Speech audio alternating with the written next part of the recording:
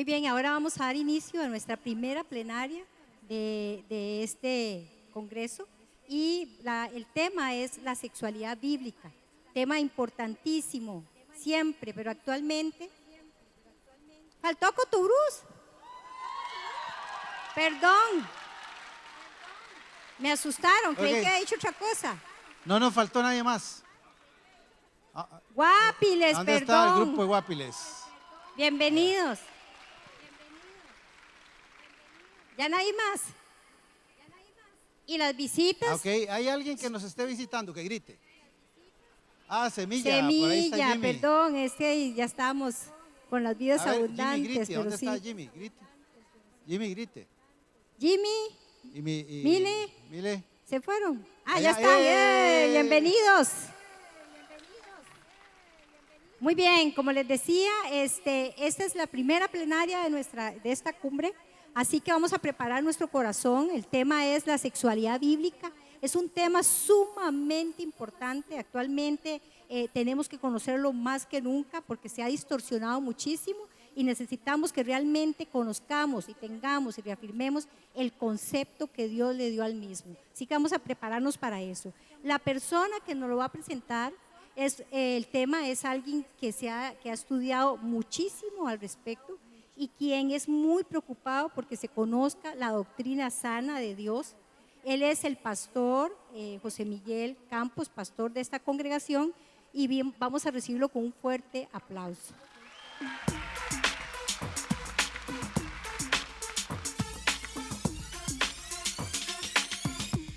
Cumbre, somos vida.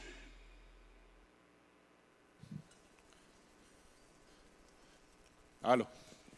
Buenas noches, amados, amadas. Vieran que estoy nervioso. Es que la competencia es mucha. Quería reconocer también, dentro de los que nos visitan, Serafín Contreras, su esposa Albita.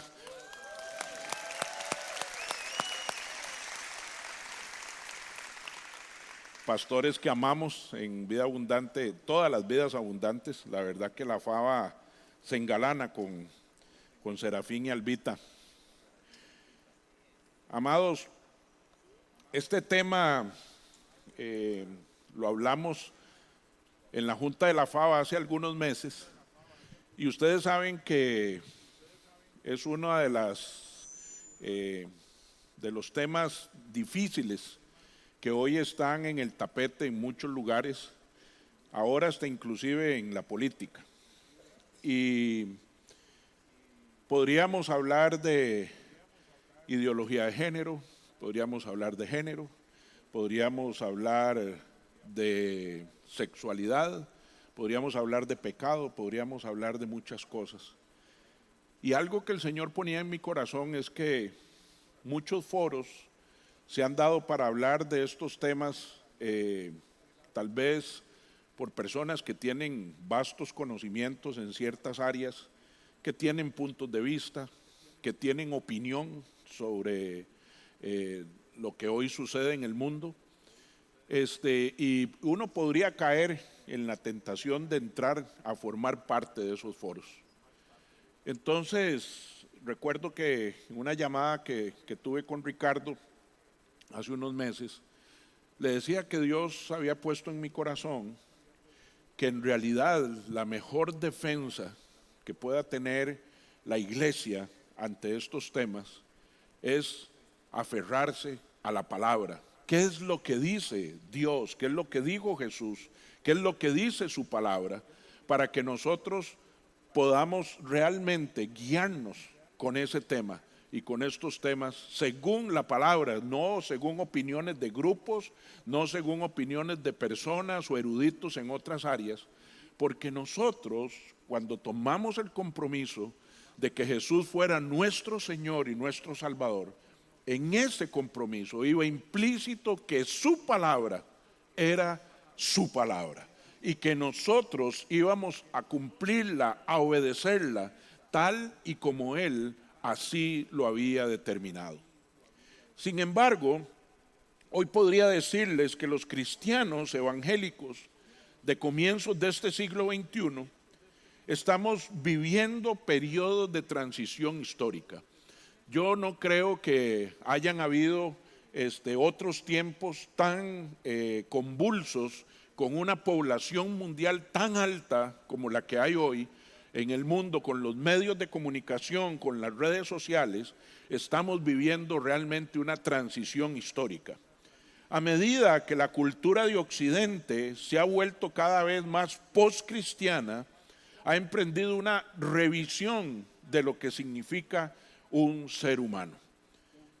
Qué tristeza que hayamos llegado como pueblo de Dios a cuestionar cómo es que Dios diseñó a cada uno de los seres humanos y a cada uno de sus hijos. En general, el espíritu de nuestra época ya no discierne ni se deleita en la belleza del diseño de Dios para la vida humana. Pareciera que ya el diseño de Dios se volvió obsoleto. Pareciera que el mundo ya no está contento con lo que Dios hizo en una perfección majestuosa. Pareciera que ya eso no es suficiente. Muchos niegan que Dios haya creado a los seres humanos para su gloria y que sus buenos propósitos para nosotros incluyan nuestro diseño personal y físicos como hombres y mujeres. Parece que ahora nosotros debemos o fuimos diseñados para darle honra y gloria a los hombres, a la sociedad, a la cultura. Y quiero empezar recordando algunos versículos. Juan capítulo 15, versículo 8, dice: mi Padre es glorificado cuando ustedes, y ustedes somos usted y yo, dan mucho fruto y muestran así que son mis discípulos. Dios, la única manera para que el mundo pueda glorificar a Dios y nosotros podamos glorificar a Dios es a través de nuestra obediencia, dando mucho fruto para que Dios sea glorificado. También quisiera recordar las palabras que están en 1 Corintios capítulo 10, versículo 31, donde concluye Pablo: en conclusión, ya sea que coman o beban o hagan cualquier otra cosa, háganlo todo para la gloria de Dios. Dios espera que cada uno de nosotros que un día abrió su corazón, que un día dispuso toda su alma para que esa alma se hiciera una sola con Él, en obediencia, en conocimiento de su palabra, que nosotros podamos darle gloria.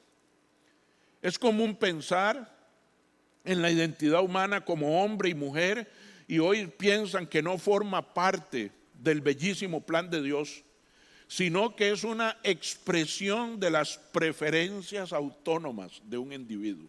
O sea, ahora la moda, lo que está hoy en la palestra del mundo, es que yo voy a hacer lo que yo considero que debo ser, y que yo fui diseñado para que yo escoja qué es lo que quiero ser. Hoy pareciera que eso es lo que mueve a toda la raza humana a querer llevar a no solamente el mundo, sino también al pueblo de Dios hacia una identidad que soy yo el que la define.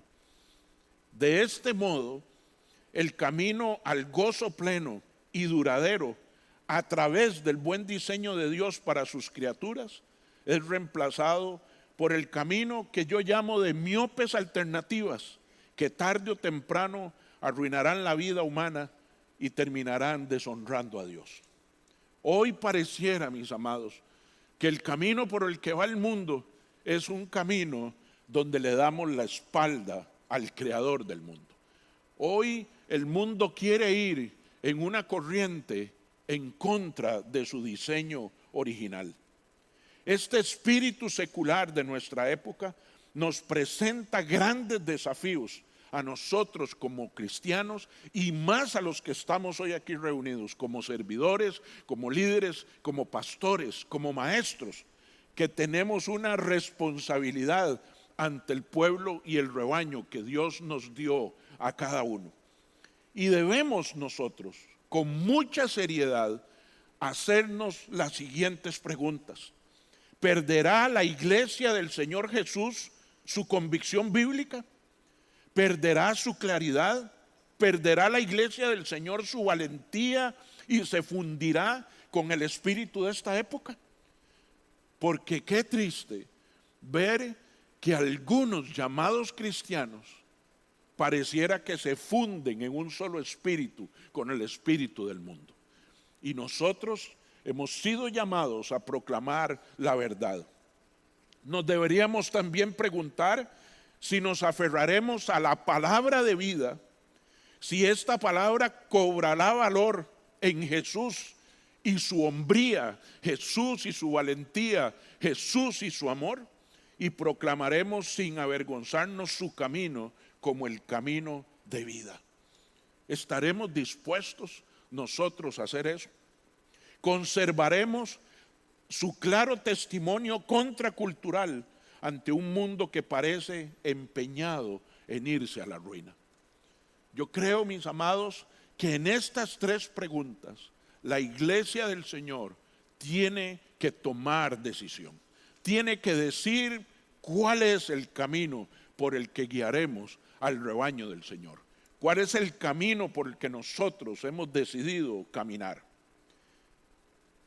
En Vida Abundante, en la FABA, estamos persuadidos de que la fidelidad en nuestra generación significa declarar una vez más la verdadera historia del mundo y nuestro lugar en él, en particular en cuanto a hombres y mujeres se refiere.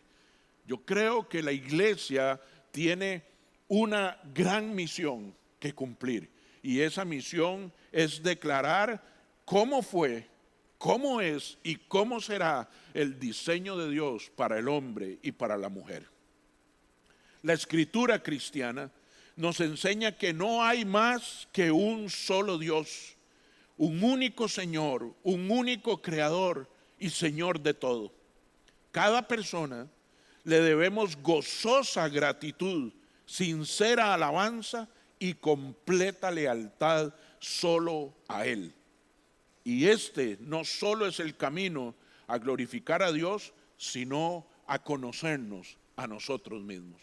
Nosotros debemos en nuestras iglesias predicar, enseñar a la gente, a los hijos del Señor, cuál es nuestra verdadera identidad en Cristo. Debemos reforzar que nuestra identidad no es cuestión de elección humana. Nuestra identidad fue pagada a un precio hace muchísimos años en una cruz allá en la Tierra Santa. Olvidar a nuestro Creador es olvidar quiénes somos, porque Él no nos hizo para nosotros mismos, nos hizo para Él mismo.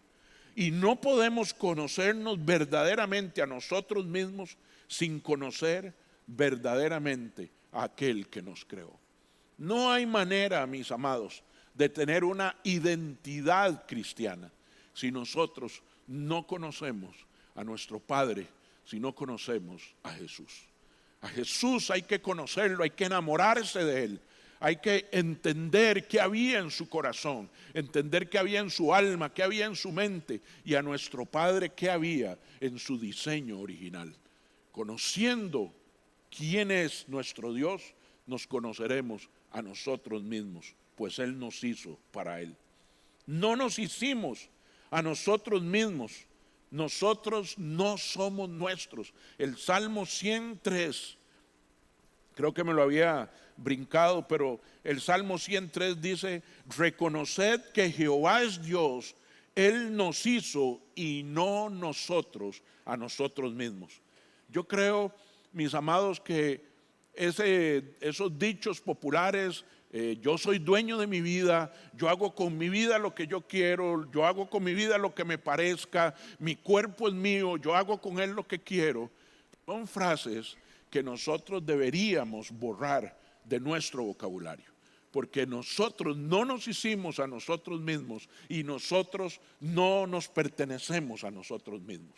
Pertenecemos al Creador del universo, pertenecemos a quien nos dio vida, a quien nos diseñó.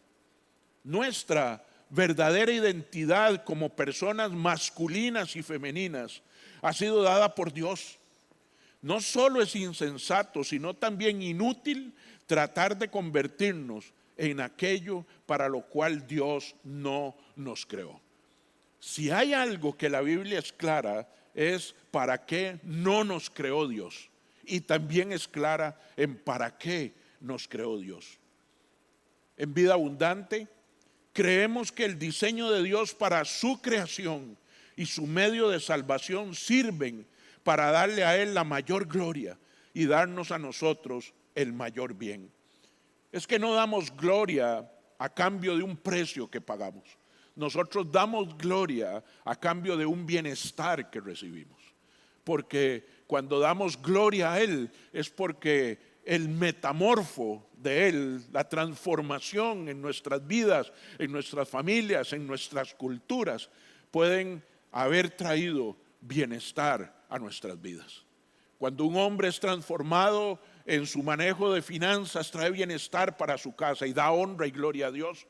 Cuando un matrimonio es restaurado según los principios que Dios estableció para el matrimonio, trae bienestar al matrimonio y ese matrimonio da honra y gloria a Dios.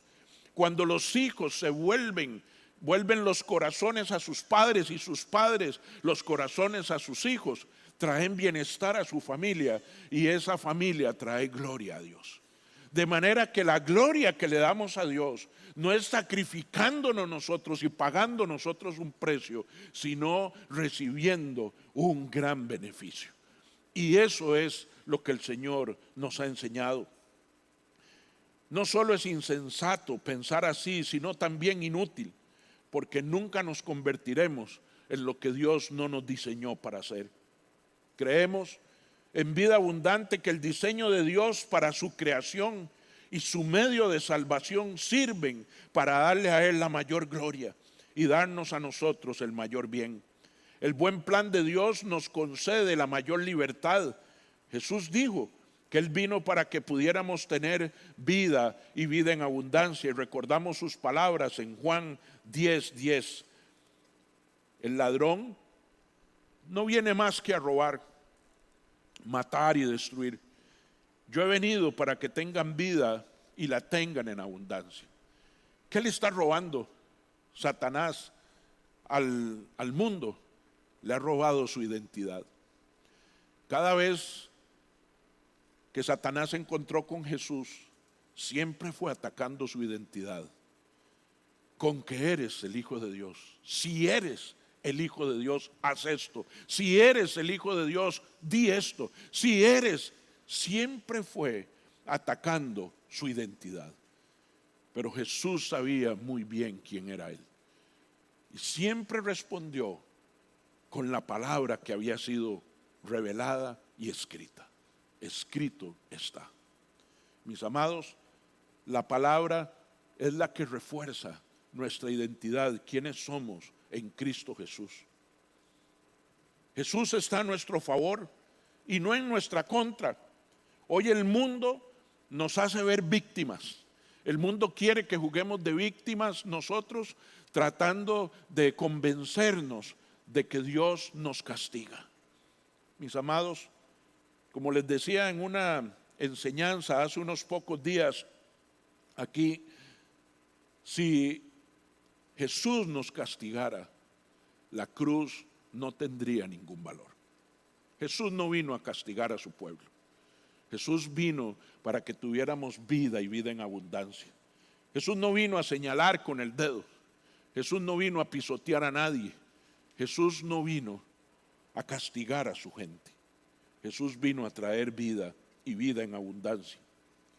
Por lo tanto, con la esperanza de servir a la iglesia de Cristo y testificar públicamente de los buenos propósitos de Dios para la sexualidad humana revelada en la Escritura, es que queremos presentarles las siguientes afirmaciones y negaciones. Yo creo que cuando terminemos nos va a poder quedar claro qué afirmamos en Vida Abundante, qué afirmamos los cristianos evangélicos y qué negamos. Y cuando tengamos eso claro, este será escudo para los bombardeos, para los dardos del enemigo, que siempre ha querido venir con palabras salameras, con elocuencia sin espíritu, a tratar de convencer los corazones de aquellos que por alguna razón están confundidos. Lo primero, ¿qué afirmamos? Afirmamos que Dios ha diseñado el matrimonio para que sea una unión de pacto. No es un compromiso, no es un contrato, es un pacto. Y nosotros hemos aprendido a través de la palabra que los pactos del Señor no se rompen. Ese es el matrimonio. Es una unión sexual, va a haber sexualidad y debe haber sexualidad en el matrimonio. Es más, es el único lugar establecido para que la sexualidad llegue a su plenitud entre hombres y mujeres. Es procreativa, fue hecha con fines de multiplicarnos, de llenar la tierra. También eso es exclusivo para el matrimonio y además es de por vida. Pero lo más importante es que la Biblia solo habla de que es entre un hombre y una mujer, como esposo y como esposa, y tiene el propósito de simbolizar el amor de pacto entre Cristo y su novia, la iglesia. Él vendrá un día a las bodas del Cordero y nosotros debemos proclamar que así es su diseño. Génesis capítulo 1, versículo 26 al 28. Y dijo Dios: hagamos al ser humano. Y aquí quiero aclarar, porque me ha dolido mucho oír, no voy a decir pastores porque fue un pastor nada más, que está cuestionando que el ser humano en el Génesis no se refiere al hombre y a la mujer.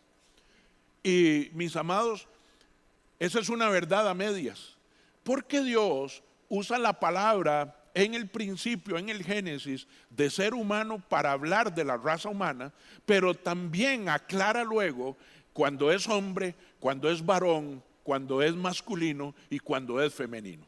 Entonces la Biblia sí se refiere en algunos versos, cuando dice ser humano, se refiere a la raza humana. Pero es clarísimo en términos del matrimonio de que es entre un hombre y una mujer. Volvamos a poner la diapositiva, porfa. Dice que tenga dominio sobre los peces del mar y sobre las aves del cielo, sobre los animales domésticos, sobre los animales salvajes y sobre todos los reptiles que se arrastran por el suelo. Y Dios creó al ser humano a su imagen. Lo creó a imagen de Dios y aclara el Señor, hombre y mujer los creó. Mis amados, eso no lo escribí yo. Eso está clarito y creo que podríamos tener 5 o 6 versículos más que reafirman pero para mí aclara el tema del ser humano y aclara el tema de hombre y mujer. Solamente ahí quedó. ¿Qué negamos? Negamos nosotros, pasemos la siguiente por favor. Negamos que Dios haya diseñado el matrimonio para que fuera una relación homosexual o una relación polígama o poliamorosa. También negamos que el matrimonio sea un mero contrato humano, sino un pacto hecho delante de Dios. Eso creemos en Vida Abundante. Nosotros creemos que no hay otro matrimonio, no puede haber matrimonio y no habrá nunca matrimonio que no sea entre un hombre y una mujer. Y además, indiferentemente del abogado que se use, si es que usa alguno, eso no es un contrato, porque el verdadero matrimonio es un pacto para toda la vida delante de nuestro Dios. Y eso es lo que nosotros creemos, afirmamos y negamos. Segundo, ¿qué afirmamos? Afirmamos que la voluntad revelada de Dios para todas las personas es la castidad fuera del matrimonio y la fidelidad dentro del matrimonio. Mis amados, la Biblia es clara. Si usted es soltero, o es viudo, o es divorciado, que está fuera del matrimonio, ¿verdad? Por alguna de esas tres razones, debemos guardar nuestra castidad. Y si usted está dentro del matrimonio, debemos guardar la fidelidad. Solamente esos dos estados de sexualidad se mencionan en la Biblia. No hay tres, no hay canitas al aire, no existen. No existen mientras tanto, no existen es que ya casi. Solamente o castidad o fidelidad. Pasemos a la siguiente. 1 Corintios 7, 32 y 34 dice: el soltero se preocupa de las cosas del Señor. ¿Sabe cómo no se queman los solteros? Sirvan al Señor, métanse con la palabra, oren bastante y verá que eso es como haber llamado a los bomberos, ¿verdad? Así es. Y se preocupan de las cosas del Señor y de cómo agradarlo. El soltero debería tener en su corazón: ¿cómo te agrado, Señor? Y una de las maneras de agradar al Señor es sabiendo esperar, es vivir en castidad. Dice el 34, la mujer no casada, lo mismo que la joven soltera, se preocupa, y me encanta Pablo, vean qué interesante. Quien más habló del tema de la sexualidad fue Pablo, ¿verdad? Y resulta que Pablo tenía unas características interesantísimas. Primero, tenía el don de la abstinencia, ¿verdad? Bendito Dios por él y bendito Dios por mí que no lo tengo, ¿verdad? Segundo, no habla la Biblia de que fuera casado, no fue casado Pablo. Y alguien podría decir: ¿cómo un hombre que tiene el don de la castidad, el don de la abstinencia, y que además no es casado, se atreve a hablar del matrimonio de los solteros y de los casados? Y es una pregunta válida, pero yo te lo voy a decir. Pablo habla esto no porque sea su pensamiento, es porque Dios le ordenó a Pablo que hablara de ese tema y lo hablara en esos términos. De hecho, ahorita vamos a ver en el libro de Colosenses, Pablo dice: y no se los digo yo, se los dice el Señor. Entonces, oponerse a las recomendaciones de Pablo, no vamos a quedar mal con Pablo, es oponerse a los mandatos de Dios. Y así fue como Dios lo dejó establecido. Y dice: la mujer no casada, lo mismo la joven que la soltera. Porque puede haber alguna, ¿verdad?, ya madura, que dice: me va a dejar el tren. Pues que te deje. No hay que tirársele al tren, ¿verdad? Y la Biblia es clara: la joven y la soltera se preocupa de las cosas del Señor y se afana por consagrarse al Señor tanto en cuerpo como en espíritu. ¿Alguna duda? Mis amados, eso es el destino según su estado civil, ¿verdad? Casados, y me encanta, esa será otra prédica de otra cumbre, pero después Pablo habla de los que ya están casados y le dice a los casados: ahora usted tiene que cumplir como el mundo cumple. Ahora sí, vamos a disfrutar nuestra sexualidad como el mundo la disfruta, pero entre hombre y mujer. También pasemos la siguiente, Hebreos capítulo 13, versículo 4. Tengan todos en alta estima el matrimonio y la fidelidad conyugal, porque Dios juzgará a los adúlteros y a todos los que cometan inmoralidades sexuales. Mis amados, esto no es levítico, esto no es Antiguo Testamento, esto no es ley, esto es un nuevo mandamiento que el Señor nos dejó. Fidelidad en el matrimonio y castidad para los solteros y los que están fuera del matrimonio. Tercer punto. ¿Qué afirma? Negamos,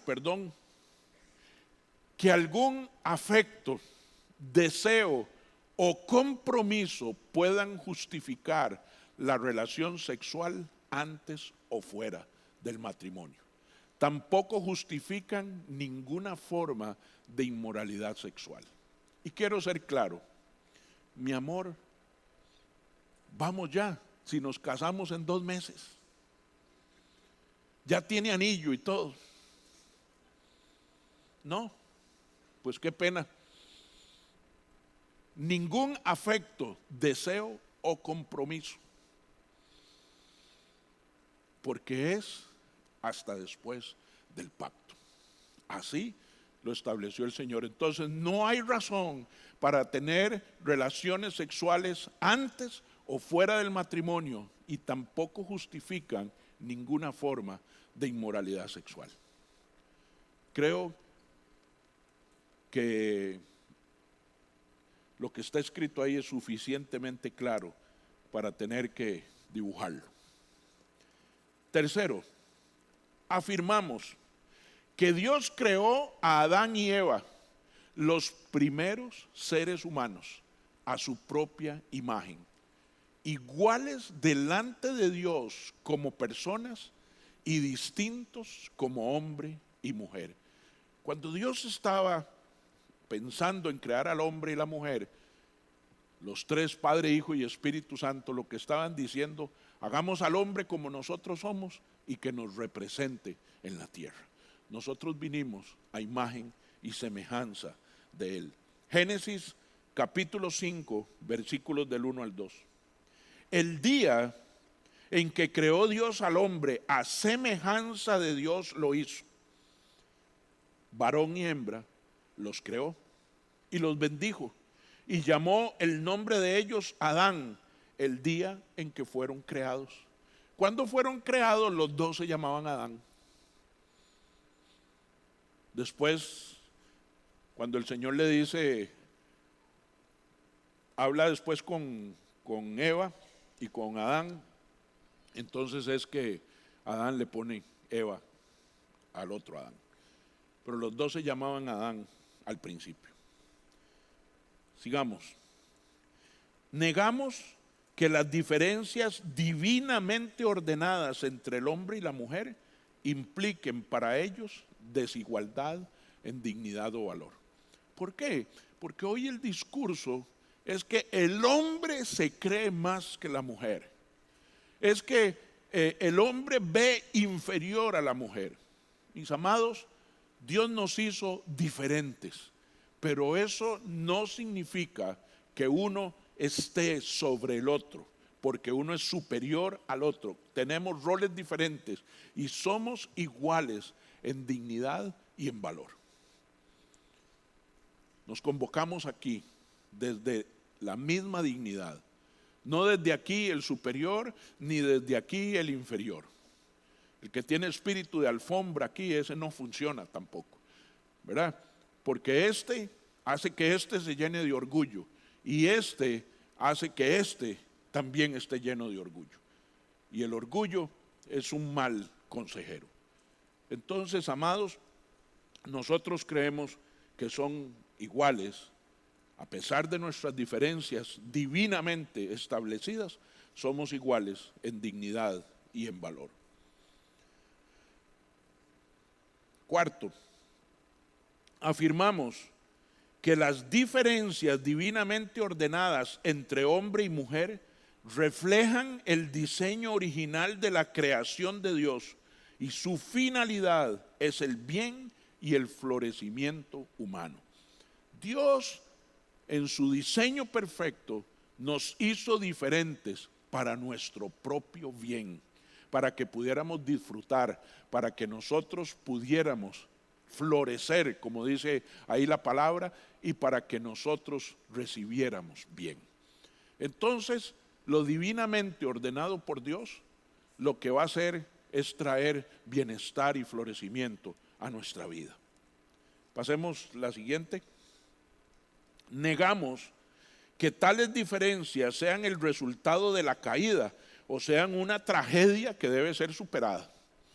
No, yo nací hombre con órganos sexuales por fuera y eso es una tragedia, eso es producto del pecado. Y tengo que ver qué hago con eso. No, mis amados, eso no es cierto. Nosotros, esas diferencias que Dios nos puso no son resultado ni de la caída, ni es una tragedia que deba ser superada. Así nos hizo Dios y así en su perfección usted y yo somos iguales en valor, en dignidad y tenemos propósito en Cristo Jesús. Quinto punto.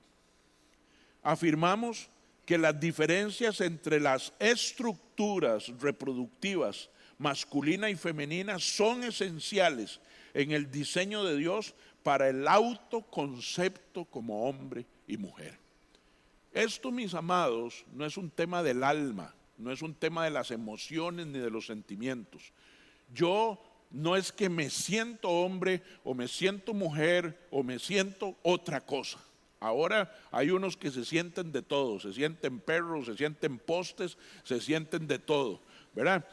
Y esas diferencias en las estructuras reproductivas son esenciales. ¿Para qué? Tan sencillo como esto, mis amados. Estaba viendo ahora en el Cairo, estos días estaban poniendo unas esfinges ahí de Tutankamón ya en el frente porque lo sometieron a este museo a un refrescamiento. Tienen años.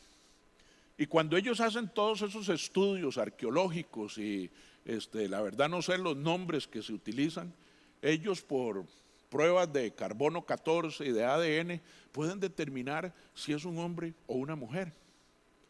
¿Por qué? Porque esas diferencias estructurales Dios las dejó para que podamos saber si somos hombres o somos mujeres. El hecho que yo utilice la cirugía o los medios tecnológicos que hay ahora para aparentar que soy otra cosa, no implica que mi ADN va a cambiar y que mañana yo, José Miguel, que Dios me hizo hombre, mañana voy a aparecer siendo mujer. Eso nunca sucederá, ni se podrá hacer. Por eso negamos que esas anomalías físicas, afirmamos que esas diferencias en las estructuras reproductivas sean para el autoconcepto como hombre y como mujer. Y negamos que las anomalías físicas, porque hay, ¿verdad? El problema es cuando vamos a los extremos.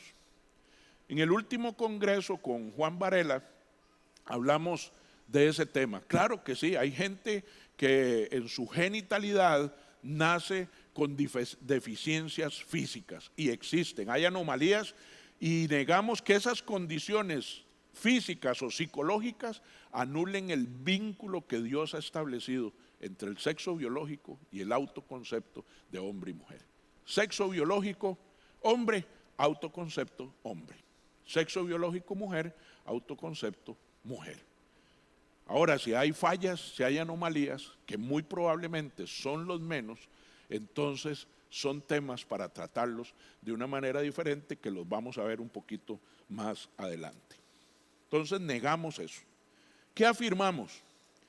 Afirmamos que aquellos que nacen con un desorden físico de desarrollo sexual están creados a imagen de Dios y poseen dignidad y valor como todos los demás que llevan dicha imagen. El hecho de que una persona en su genitalidad, en su sexualidad, tenga algún tipo de desorden, no lo hace de menos valor, ni lo hace menos digno. Es igual, fue hecho a imagen y semejanza de Dios. Ellos son reconocidos por nuestro Señor Jesús en sus palabras acerca de los eunucos que nacieron así desde el vientre de la madre. Con todos los demás, ellos son bienvenidos como fieles seguidores de Jesús y deberían aceptar su sexo biológico en la medida que éste se pueda conocer. Me explico. Vimos el caso aquí un médico pediatra que asiste a nuestra comunidad, nos contaba de que hay un porcentaje, creo que es el 0.04% de la población mundial, que nace sin definir su sexo, ¿verdad? Podría ser hombre, podría ser mujer. Entonces, él preguntaba, bueno, ¿qué hacemos en esos casos? La respuesta a la cual llegamos fue la siguiente. Hoy la tecnología nos permite poder saber hormonalmente esa personita, ¿verdad?, acabado de nacer, ¿a qué tendrá más tendencia? ¿A hormonalmente ser hombre o hormonalmente ser mujer? Primer paso. O sea, hoy existe la tecnología y el diagnóstico preciso de a qué puede tender más él, en qué tiene más influencia. Entonces, si es hombre, los papás, porque son niños y están bajo la tutela de sus padres, tienen que tomar una decisión. Según los diagnósticos, es hombre y ahora ustedes tienen que tomar la decisión de criarlo como un hombre. O si es niña, criarlo como una niña. Y bueno, en esos días no conocíamos este versículo. Vea qué interesante. Pasemos la siguiente. Mateo capítulo 19, versículo 12, dice lo siguiente. Pues algunos son eunucos porque nacieron así. Quiero aclarar la palabra eunuco. Tiene muchas definiciones, bueno, no muchas, varias definiciones. La más aceptada es que los eunucos eran servidores en las cortes o en la alta sociedad de diferentes culturas y eran hombres de confianza del rey o del supremo al cual ellos le servían. Estas personas se sometían a la operación de castrarse para poder cuidar las mujeres y los bienes del rey. Pero eran personas de mucha influencia, socialmente ocupaban un lugar importante en la sociedad y además, desde el punto de vista financiero, eran personas muy bien pagadas. Entonces algunos optaban por esa opción de tener una capacidad social y una capacidad financiera más alta que el estándar a cambio de su operación. Entonces los eunucos normalmente cuidaban a las mujeres. Pero vea lo que dice Jesús. Jesús dice que algunos son eunucos porque nacieron así. O sea, sí hay personas que nacen, ¿verdad?, con esos defectos. Dice, a otros los hicieron así los hombres. Si alguno de nosotros quisiera hacerse eunuco hoy, existe toda la metodología para poder hacerlo y hacerlo bien, ¿verdad? Dice, pero otros se han hecho así por causa del reino de los cielos. El que pueda aceptar esto, que lo acepte. ¿Qué quiere decir eso? Mis amados, sí, cuando hay temas físicos, malformaciones, cuando hay indefiniciones, cuando hay cosas que se salen de lo normal, eso tampoco nos impide a nosotros darle honra y gloria al Señor. Yo creo que cada uno de nosotros ha negado algo de su propia naturaleza. Yo particularmente, cuando decidí restablecer mi matrimonio y obedecer lo que el Señor tenía para mí, yo tomé una decisión, dos decisiones. Voy a ser monógamo y fiel. Esa no era mi naturaleza. No era. Pero encontré que tomando esa decisión y pidiéndole al Espíritu Santo fuerza para mantenerme en esa decisión, mi Padre sería glorificado y yo recibiría un bien, ¿verdad? Entonces, no importa hasta si hemos nacido, y la verdad que al día de hoy todavía no se conoce ningún gen, ¿verdad?, genético que dé el gen de la homosexualidad, por ejemplo. Pero si existiera y algún día se descubriera, nosotros también podemos decidir vivir por Cristo. Entonces eso no nos impide hacerlo. ¿Qué negamos? Negamos que las ambigüedades relacionadas con el sexo biológico de una persona la incapaciten para vivir una vida fructífera en alegre obediencia a Cristo. Porque la vida no es solo de sexualidad, la vida tiene muchos otros componentes. Yo estoy seguro que hay muchos de nosotros que fuimos liberados del juego, de jugar en el casino, que produce aquellas emociones y aquellos sueños de pegar un día el premio mayor. Y probablemente ahí está todavía esa vieja naturaleza. Pero por gloria a nuestro Señor, por amor a Él, muchos han tomado la decisión de no seguir su carne, su concupiscencia. Séptimo, afirmamos que aquellos que el autoconcepto como hombre o mujer se debe definir según los santos propósitos de Dios en la creación y redención, tal como se revelan en las Escrituras. Para nosotros no debería haber ninguna otra definición de qué es un hombre y qué es una mujer. Está claramente definido en la palabra que un día decidimos obedecer. Negamos que la adopción de autoconceptos homosexuales o transgénero sean compatibles con los santos propósitos de Dios en la creación y la redención. No es que yo me siento, mis amados, no es que yo creo, no es que yo pienso, es que Dios no nos hizo así. Eso creemos. Sigamos. Afirmamos, octavo, que las personas que experimentan atracción sexual por el mismo sexo pueden vivir una vida rica y fructífera que agrade a Dios mediante la fe en Jesucristo, en tanto que como todos los cristianos lleven una vida de pureza. La gente nos critica porque dice, ustedes ven el homosexualismo como algo malo, pero ustedes no ven lo malo que ustedes tienen, mis amados. Para todos el Señor exige pureza, santidad. No solamente para el que tiene atracción por el mismo sexo, es para al que le tiembla la carne, es para aquel que las emociones le cuesta controlarlas, es para aquel que tiene el ambiente o las oportunidades. El Señor demanda santidad y pureza de todos sus hijos y sus hijas, no solo de ellos. De manera, mis amados, que sea físico, que sea emocional, que sea psicológico, que sea espiritual, todos somos llamados a vivir en santidad. Y así está establecido. Noveno punto. Esta es importante, perdón, sí, la anterior. La anterior, por favor.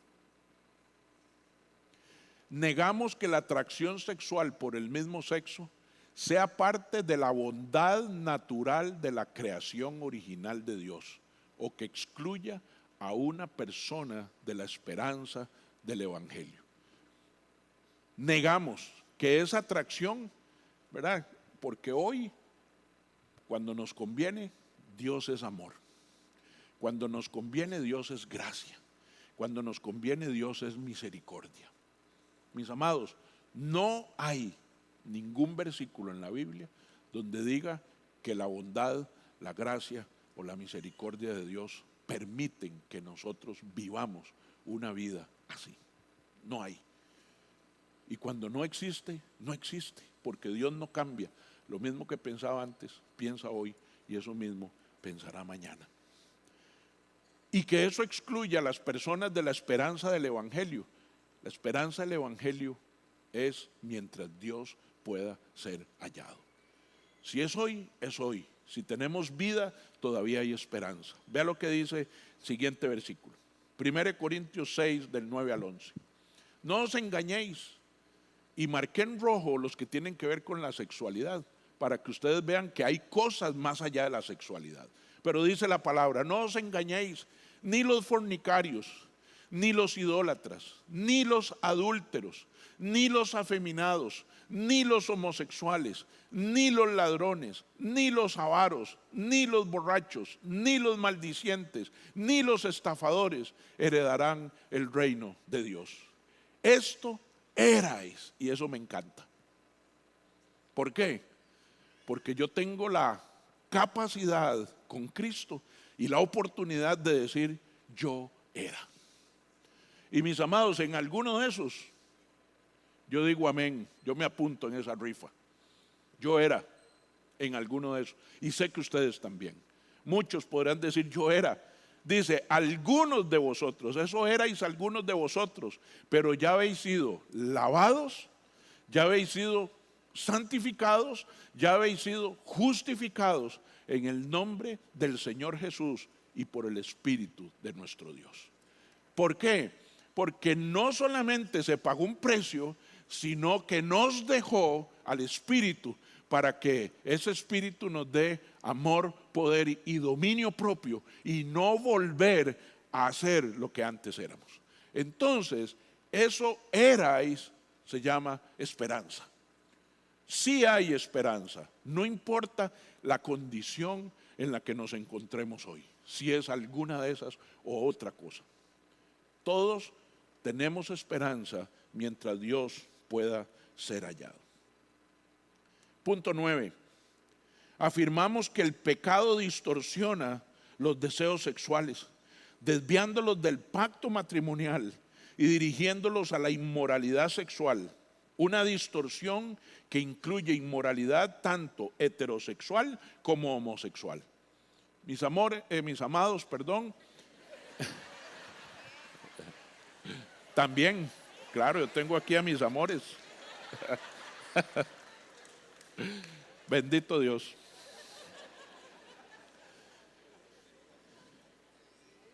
Mis amados, hoy hay en el mundo un espíritu de seducción.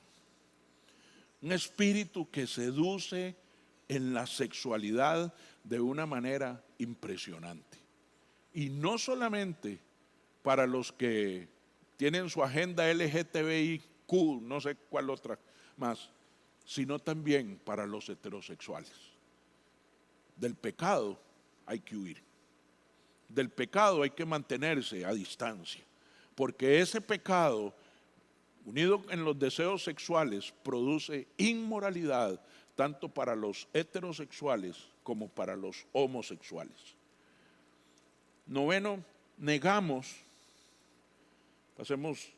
que un patrón permanente de deseo de inmoralidad sexual justifique la conducta sexual inmoral.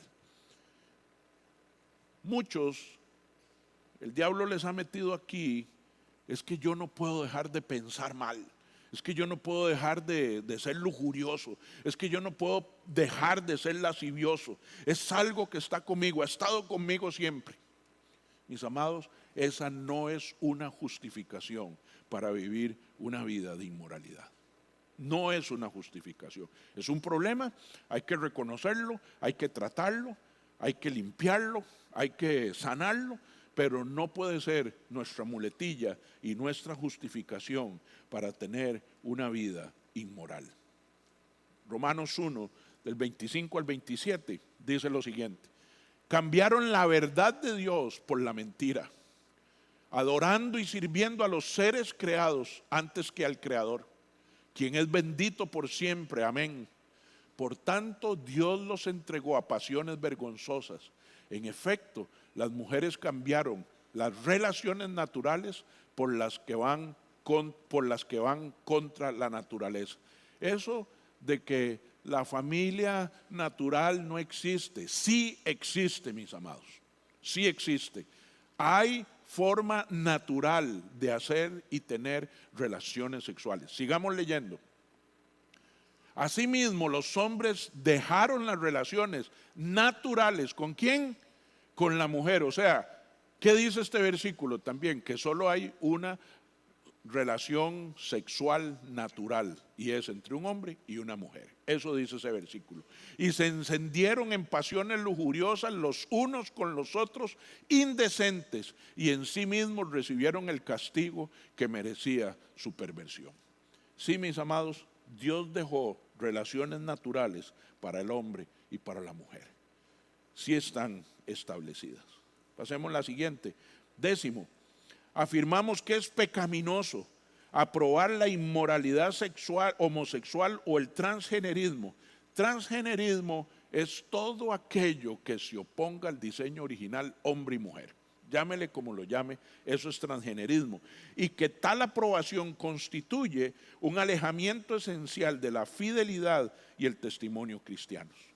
No está establecido aprobar la inmoralidad homosexual y el transgenerismo. No para los hijos de Dios. Así no fue el diseño original. Sigamos.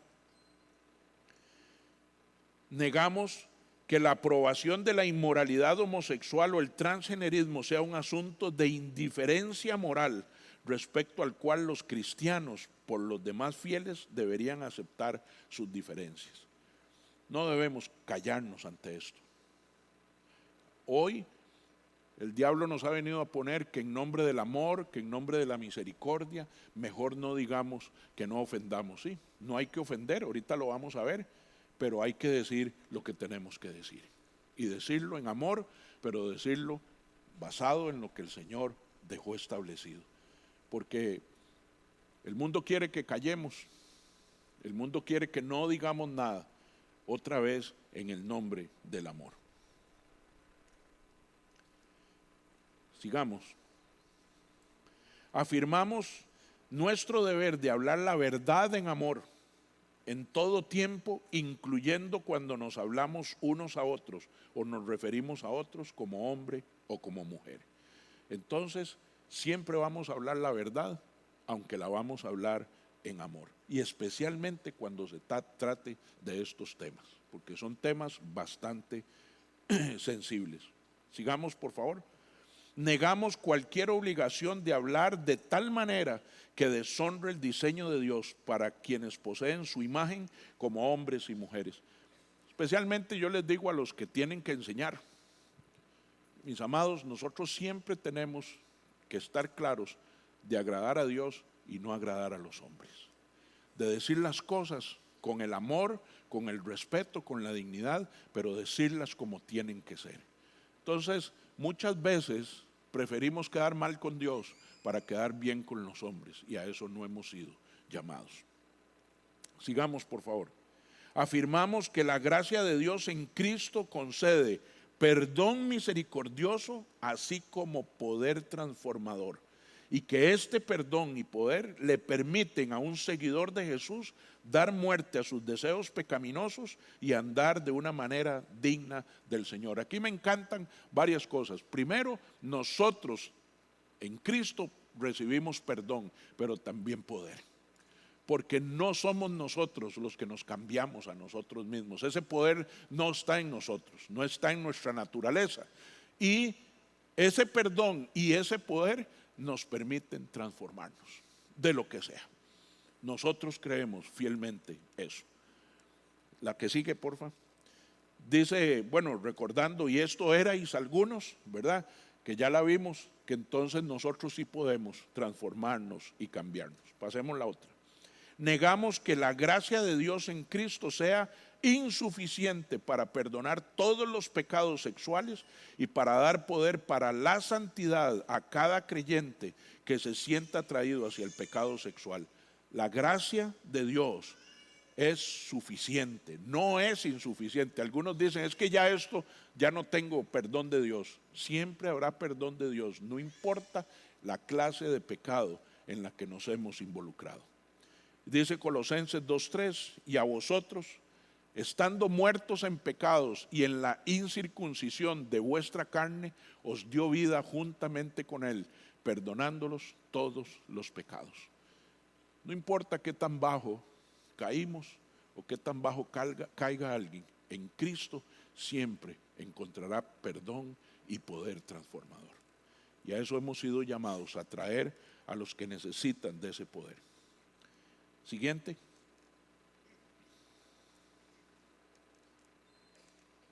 Chicos, la que sigue. Negamos que la gracia de Dios, o me brinqué una, sí, perdón. Afirmamos que la gracia de Dios en Cristo permite a los pecadores abandonar el autoconcepto transgénero y por paciencia divina aceptar el vínculo ordenado por Dios entre el sexo biológico de la persona y su autoconcepto como hombre y mujer. La gracia de Dios bien utilizada nos va a dar a nosotros el poder de llevar a otros esperanza, porque en Cristo no importa lo que vos estés pasando, Él dará la salida. Siempre tendremos una nueva oportunidad en Cristo. Negamos que la gracia de Dios en Cristo autorice autoconceptos que no concuerdan con la voluntad revelada de Dios. Me contaban que en el Facebook de Canadá, cuando usted llena el formulario de entrada, hay ya 121 tipos de género que usted puede marcar. Mis amados, solo hay dos, hombre o mujer, y ya van por 121, y eso es debido al autoconcepto que la gente tiene de su sexualidad, de su vida. Pero eso no nos autoriza a hacer eso. Y por último, con esta termino, afirmamos que Cristo ha venido al mundo a salvar a los pecadores y que por medio de la muerte y resurrección de Cristo, perdón de pecados y la vida eterna están a disposición de toda persona que se arrepiente del pecado y confía solo en Cristo como Salvador, Señor y supremo tesoro. Eso es lo que predicamos nosotros.